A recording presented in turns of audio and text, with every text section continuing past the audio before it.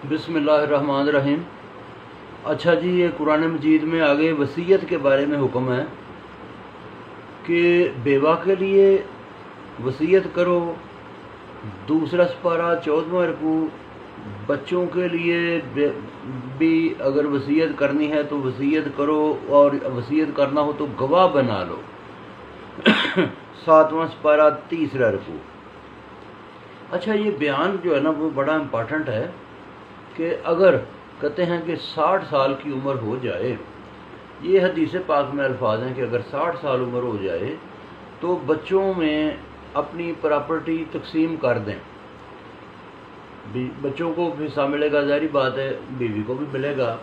اگر کسی نے یہ پراپرٹی اپنی جائیداد تقسیم نہیں کرتا تو نہ کرے، اسلام کسی کے اوپر زبردستی نہیں کرتا۔ اور پھر یہ لکھا ہوا ہے کہ وہ وصیت کر دے، گواہ بنا لے۔ اس کا فائدہ یہ ہوگا کہ پھر بچے بھی، اگر بیوی ایک سے زیادہ ہے تو ان میں لڑائی جھگڑا نہیں ہوگا۔ اسلام کیونکہ ہماری زندگیوں کو آسان بنانے کے لیے آیا، اللہ تبارک و تعالیٰ کی رحمت ہے دین اسلام، تو اس میں ہر چیز کا ذکر موجود ہے، ہر چیز کا فکر موجود ہے۔ دیکھیں کہ بہت زیادہ مسئلے مسائل پیدا ہو جاتے ہیں پراپرٹی پہ آ کے، پھر بچے آپس میں لڑائیاں جھگڑے کرتے ہیں، اور بعض اوقات لوگ آپس میں پھر ملتے جلتے بھی نہیں ہیں۔